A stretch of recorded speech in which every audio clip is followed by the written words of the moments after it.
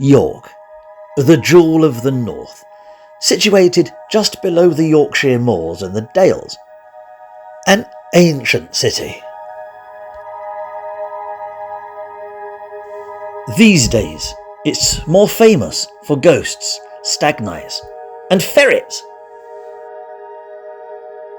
But under your feet is a rich history, full of Vikings, Romans, and knights. So, let's get stuck into the history of York.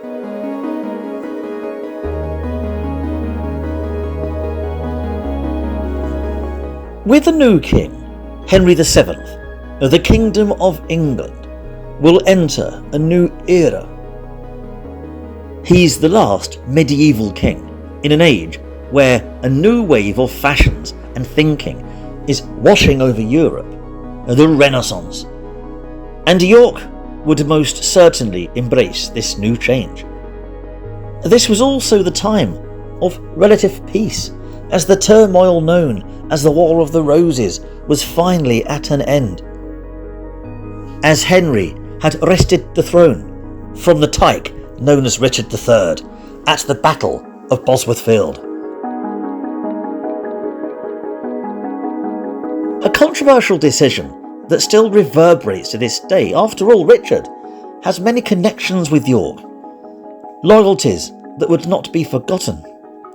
Though King Henry does try and mend things between the Lancaster and York factions by marrying a Yorkist wife. Also, if you look at York Minster, you'll see a magnificent rose window. This was installed around 1500 by Henry VII and commemorated the end of that long and bitter war.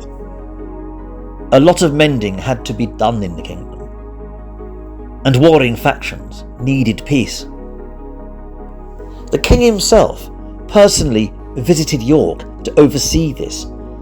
He most likely stayed in the now far from luxurious buildings that once made up the Bailey of York Castle, known now as Clifford's Tower, as by the dawn of the 16th century, the castle was quite old and mostly in disrepair.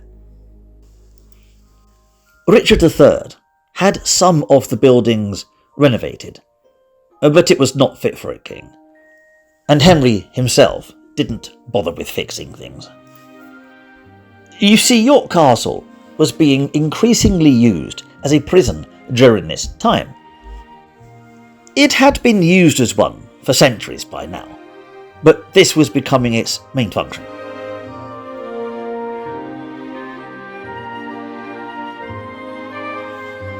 Henry was also trying to lay down the foundations of his kingdom. He didn't want his household to be overthrown once he died. He was already around 40 and wasn't taking any chances with his enemies, so he looked towards his two sons, Arthur and Henry, two princes of the Renaissance era. And Arthur was married off to Catherine of Aragon, a Spanish princess, securing his line.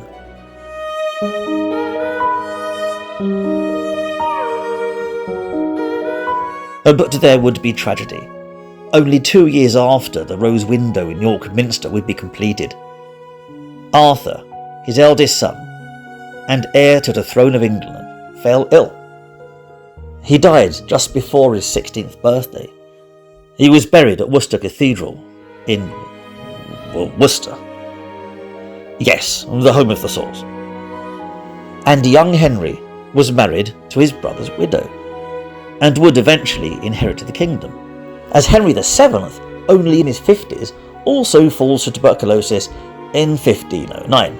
Yep, the good old Henry VIII is on the throne, the womanizing, dashing prince who loved the thrill of the joust. He was now king. But before long, he would be horribly injured in a jousting accident and would cease to be a dashing sportsman. Instead, he'd become the portly, angry fellow he is now famous for. Henry had no intention of staying in the decaying old Norman castle. he was advised against it. Given it was also the centre of administration in the north, the bailey had to be abandoned also. So the council and rooms are deemed unsuitable and relocated to what is now known as the King's Manor. Technically, this was the site of the Benedictine abbots of St Mary's. Yeah, let's get into that first, shall we? You see, the king had become increasingly disillusioned with the state religion, Catholicism, and the Protestant Revolution was also sweeping across Europe. Soon, Henry had divorced his wife Catherine, married Anne Boleyn, and created his own state religion, the Church of England, with himself as the head. And there was a lot more to it than that, and it doesn't happen overnight, but that's the basics. I suppose you could call this move controversial.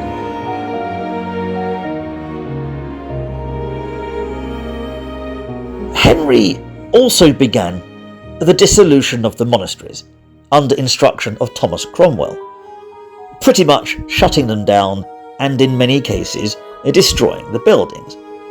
The north of England opposed this, and in 1536, led by a monk, a rebellion erupted in response. Around 20,000 people rose up in open rebellion against this religious persecution. What started in Lincolnshire was spreading across the whole of the north.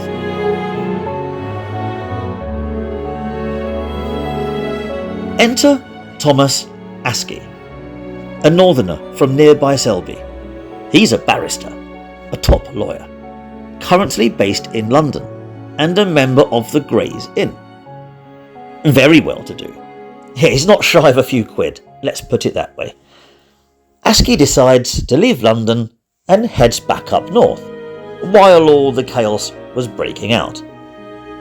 On the way, he passes through York, where a faction called the Pilgrimage of Grace is in the process of occupying the city. Right, with this rebellion.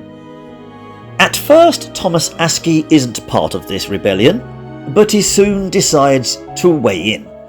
After all, he's a devout Catholic. By October, he's leading the rebellion as their chief captain. 9,000 rebels now occupy York, and the Catholic monks and nuns are given their sacred buildings back. The heretical Protestants are expelled, along with all of the king's northern council.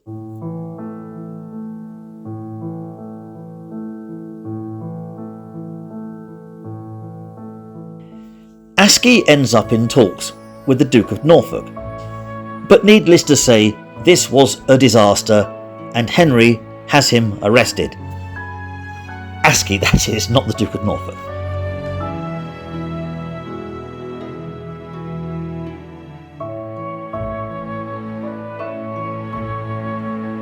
Taken back to York Castle, a scaffold is erected, and Askey is executed as a ringleader of this rebellion. And his execution was quite unusual. He wasn't beheaded or hanged in a traditional way. Instead, he was wrapped in chains, and the rope round his neck, slowly suffocating him as the chains weighed him down. It may have taken him several days to die, a horrible death, displayed for all to see. As for the rest, the king sends in the Duke of Suffolk to deal with the situation. Other ringleaders in the north are taken to London to do the Tyburn jig. The rebellion is over.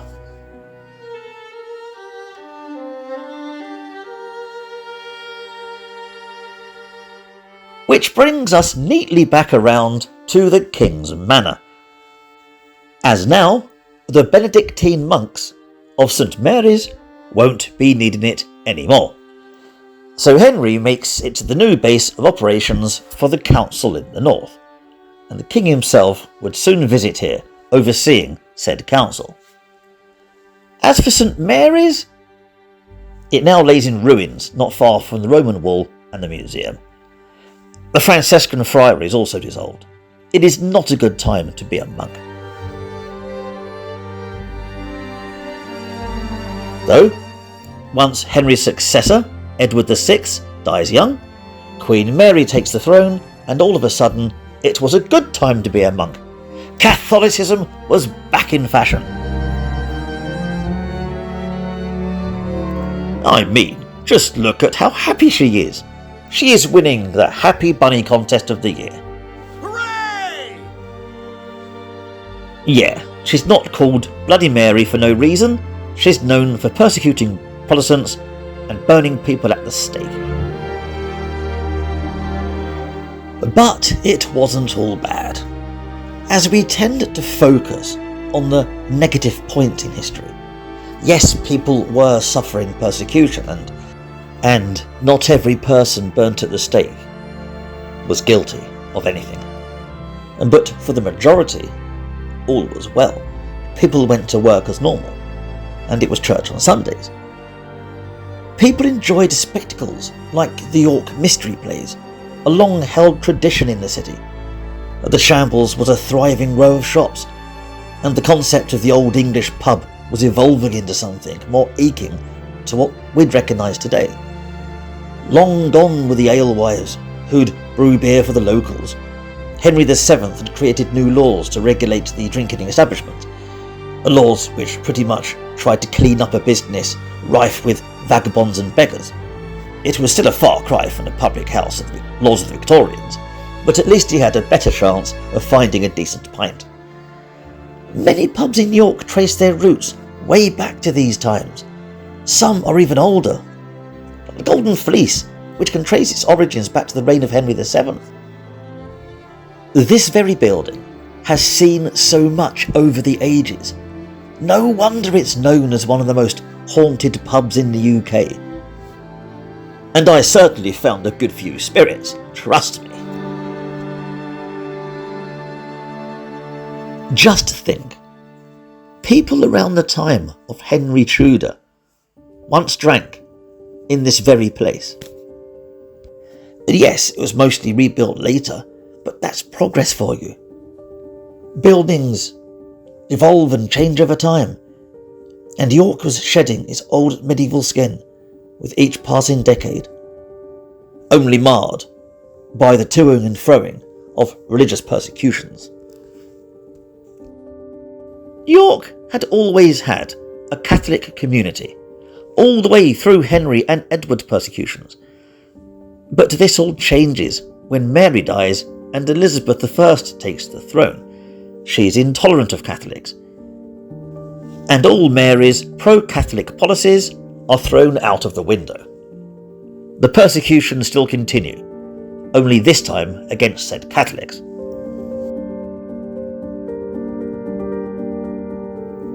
But this doesn't stop people converting to Catholicism, despite all the persecutions. In fact, York's most famous resident was a convert, Guy Fawkes. He was born in 1570 to a Protestant family in Stonegate. He was baptised at the St Michael de Belfry, just opposite the Minster, a good old Church of England boy. Although this was many years away from the gunpowder plot he is famous for, right now he hasn't even discovered Catholicism, although he's aware of it, I suppose, because a cousin of his is a Jesuit priest. But more on that later. Right now, we're still in the reign of good Queen Bess.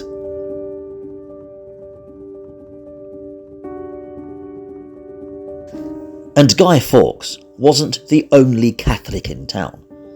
There's a small underground community practicing in secret, and one member would become a saint.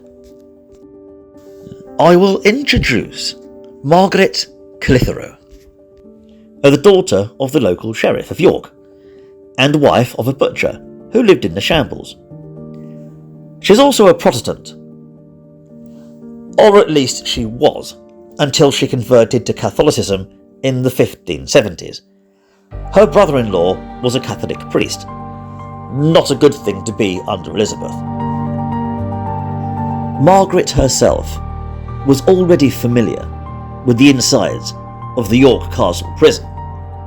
having been incarcerated there for not turning up at church. Yes, in this day and age, you could end up in prison for not going to church. And you thought the TV licence was bad. In fact, one of her children, her third child, was born while she was doing time in prison. A second stretch for not attending church. Such was her dedication to her newfound faith that when some Jesuit priests were hanged by the neck at Knavesmire, south of York, she makes pilgrimages at night to the gallows, praying for their souls. And soon, the Jesuit priests were banned in an act in 1584. The Catholic religion was being stamped out all across Britain. Seriously not a good time to be a monk. And it became punishable by death to harbour these priests. Naturally, most flee abroad, but some stay, hiding away, defying the law. And Margaret is harbouring priests at the Shambles house. She's hiding them in what we call priest holes, places for Catholic clergy to hide when the authorities turn up and search the place. And so far, no one suspects a thing. None of the priest holes I depict here are in York, by the way. Not that I know of, but they do give an idea of what priest holes were. So, Margaret's plan currently is going really well. Nobody knows she's harbouring Catholic priests.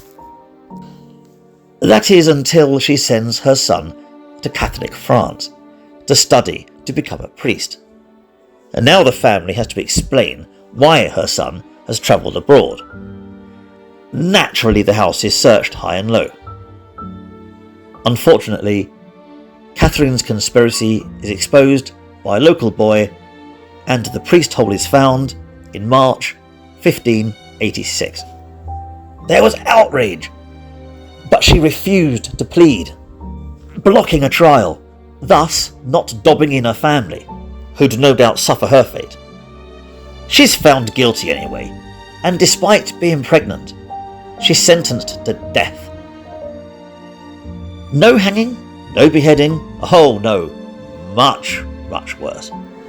I'll explain. This was at the toll gate in York at the Ouse Bridge. First, a rock, the size of a man's fist, was placed on the ground. Two guards then stripped her and blindfolded Catherine with a handkerchief. She's then laid flat across this rock, so it presses against her spine.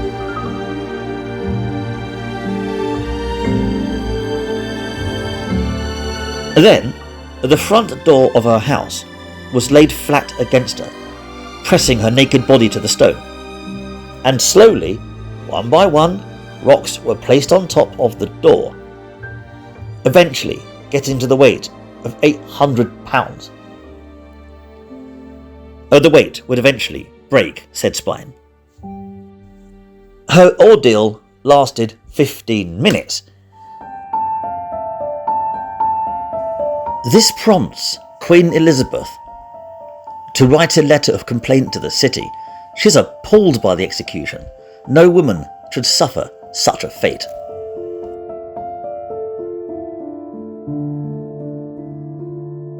But at least Margaret's ordeal was over. She was finally dead, and all her suffering had ended. Hours later, the weights were removed. After all, the family kind of needed the door. They can't get in the house without it. In the 20th century, 1970, she was canonised by Pope Paul VI, and thus became a saint. And she is the saint of the Catholic Women's League, as well as businesswomen and converts, and her feast day is the 4th of May. Unless you're Welsh, where for some reason it's the 25th of October, no idea why. The times were certainly changing. Even the mystery plays loved by the people in York were suppressed. being banned all the way back in 1569. But look on the bright side. Yes, the plays were an old tradition, but this is the age of Shakespeare. Plays like his were all the rage. Why watch some badly acted mummery of a bygone age, which pretty much promoted Catholic views anyway, when you can watch your local theatre group enact a well-winded tale of treachery, violence and tragedy? Music was changing, art was changing, customs were changing, York was changing, and Queen Elizabeth would not be around forever.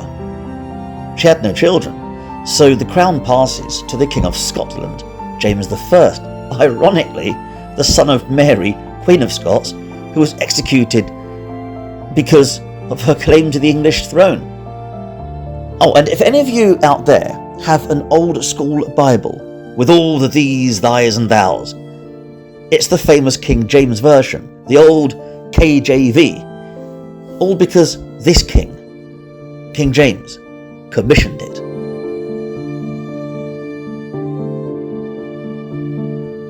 And it's during the reign of King James I where we meet up with the scallywag I mentioned earlier, bringing us back to York, Guy Fawkes.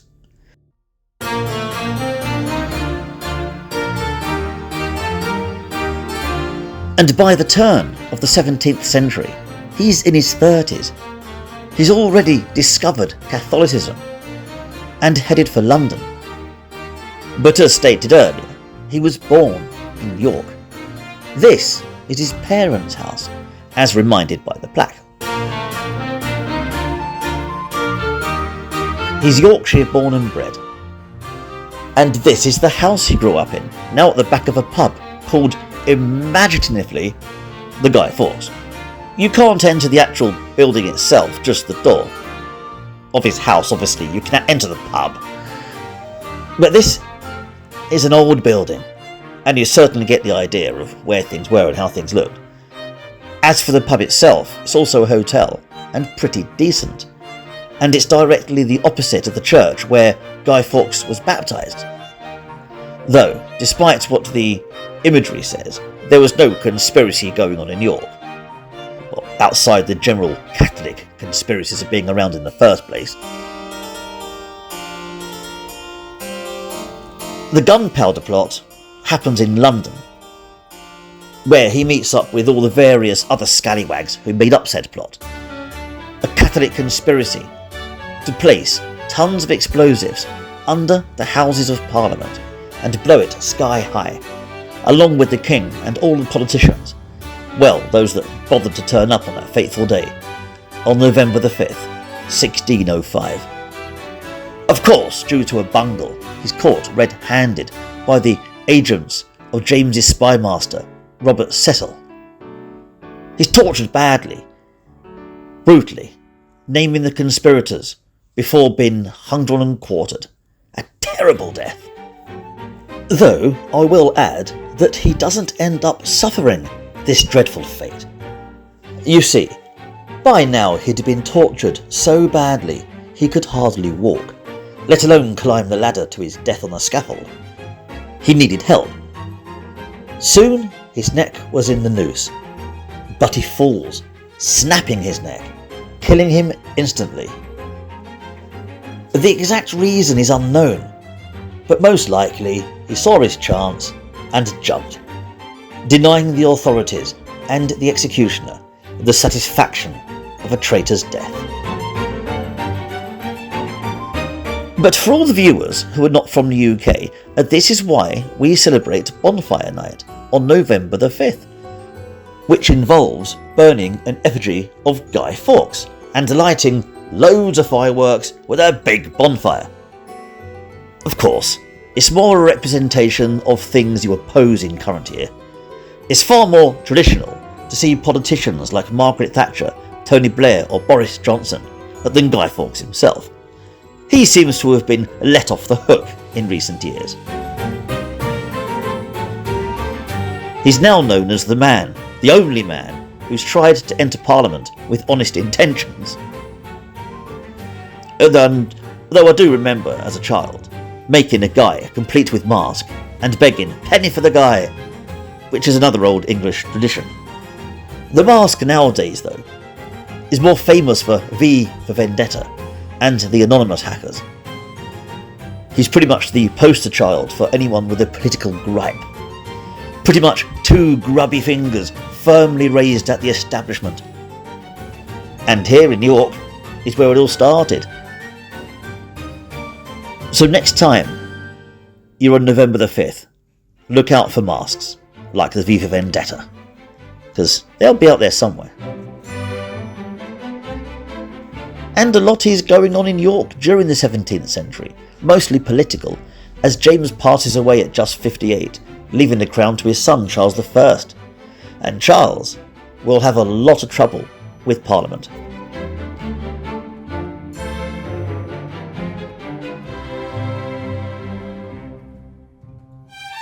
You see, Charles likes the idea of power, absolute rule, the divine right of the monarch.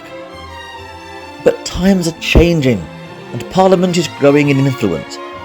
That's pretty much the gist. To explain it all would take a series on its own. But needless to say that in the mid-17th century, around the 1640s, it's all kicking off. A prayer book is introduced in Scotland, one thing leads to another, there's already arguments with the King and the Parliament, as I said a second ago, and once again, the kingdom erupts into civil war.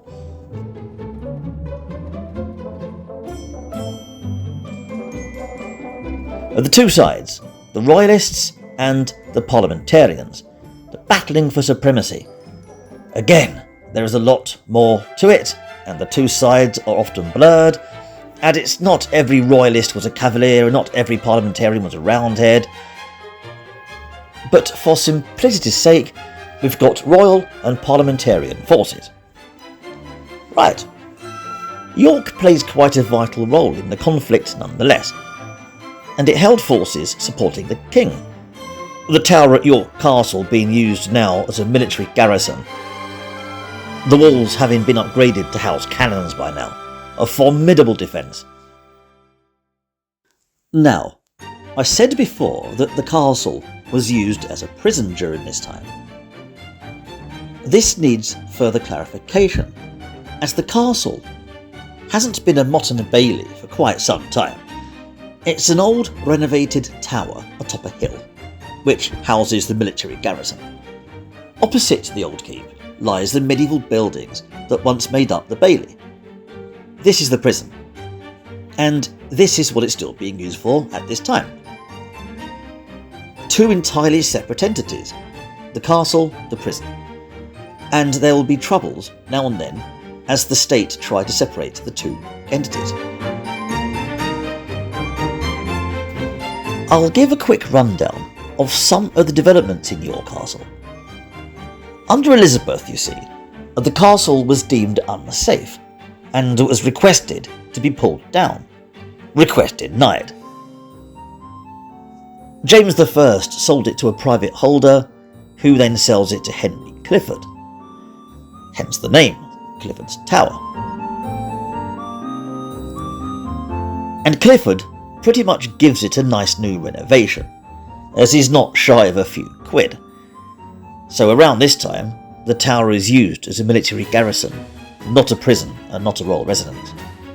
The garrison held by a private holder. And the king himself was in York at the opening stages of this conflict, while trying to take the town of Hull, which he failed in doing so. Basically, the Queen, his wife, is in The Hague, with the Netherlands, trying to secure alliances. She needs to head back to England, and hence the king tries to make it easy by taking Hull. But he doesn't. She ends up having to take a different route. When she eventually does arrive in England, she quickly heads for York, protected by a small army. Yorkshire saw a lot of fighting around this time. Things go back and forth, heading into 1643, and the war was really ramping up. And by now, we're not talking sword, shields, longbows and knights. We're talking earth-shattering cannons, mortars, ranks of muskets and pikemen. This is the pike and shot era. Oliver Cromwell was rising through the parliamentarian ranks, although he was not leading the faction just yet. The war was turning in the favour of the rebels, despite the efforts of Prince Rupert, a competent commander. York would find itself under siege the next year in 1644, when an army of both parliamentarian and a Scottish faction, Covenant, attempted to wrest the city from the clutches of William Cavendish, the Marquess of Newcastle. York was a highly defended city, and the old medieval walls now had cannons that were about to be put to the test. As the rebel forces of the Earl of Manchester, Entward Montagu, pounded these walls with everything he had, around 15,000 troops with 80 cannons. The defenders had only 6,000 men. Breaches in the walls were exploited, and soon there was fighting in the streets. The Scottish faction, the Covenant, poured in, but they were pushed back in a counter-offensive, the fighting happening around Micklegate. The talks between the leaders began, but there was lots of shenanigans going on, and they led to nothing, so the fighting continued. In a desperate attempt to break out of the city, the Cavaliers, led by Newcastle, tried a sally, but to no avail, as the Royalists were forced back behind the city walls. Still, the siege dragged on.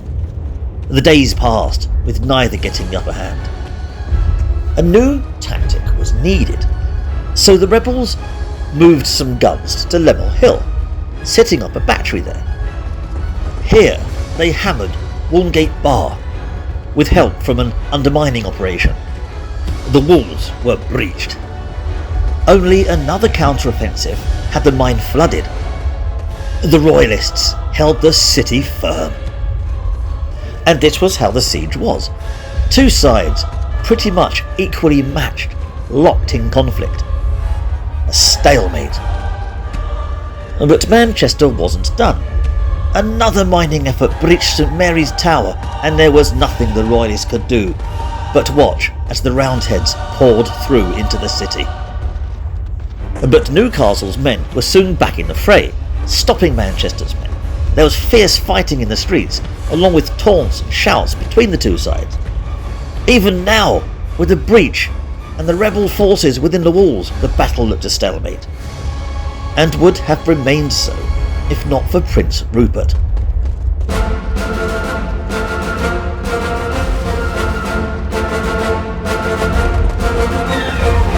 He was mustering forces in Lancaster, with intent to break the siege at York. His use of cavalry was already legendary, and set fear into the hearts of the parliamentarians. So upon receiving this bad news, Manchester lifts the siege at York and seeks out a confrontation with Prince Rupert at Marsden Moor. When Newcastle's forces in the city caught wind that the rebels were retreating, he cannot believe his luck. So he sends some forces out to take a look, which end up clashing with Manchester's rearguard.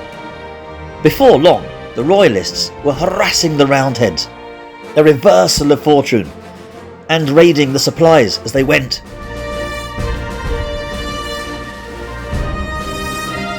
Unfortunately, the euphoria was short-lived, as news came in that Prince Rupert's forces had been routed at the Battle of Marsden Moor. Manchester would soon be back to put York back under siege, and this time there would be no relief force. Needless to say, the Royalists were driven out of York, a catastrophic loss, followed the next year by the Battle of Naseby, another considerable loss for the Royals. This was the beginning of the end for the forces of King Charles.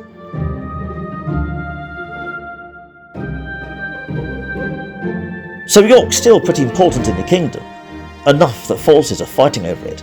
This war would go on for several more years, including a half-time break, the interbellum, but would inevitably result in King Charles losing his head over this.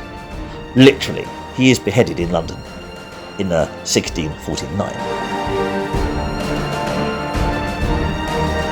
Oliver Cromwell, who's leading the faction by now, he becomes the Lord Protector of England. And Oliver Cromwell, whew, he's an even happier bunny than Bloody Mary. He's as miserable as sin. If sin was allowed. Although the monarchy isn't over yet, the king's son, Charles, is hidden away and legs it out of the country. One day he'll be back. But it's not all bad though under Cromwell, as in 1653, a stagecoach company has a great idea, and the first public transport from York to London is founded. But York is good enough for Cromwell, as he visits the city in 1650. He's impressed, and when he gets to Clifford's Tower, he received a salute of cannons from the turrets of the keep. Very impressive, and it certainly puts a smile on his face. So maybe old Cromwell is less of a miserable git than history portrays him after all. But he only rules for 10 years, passing away at 59. And soon the bon vivant Prince Charlie is invited back to take the crown, thus reinstating the British monarchy. Thus begins the reign of Charles II, the Age of Enlightenment.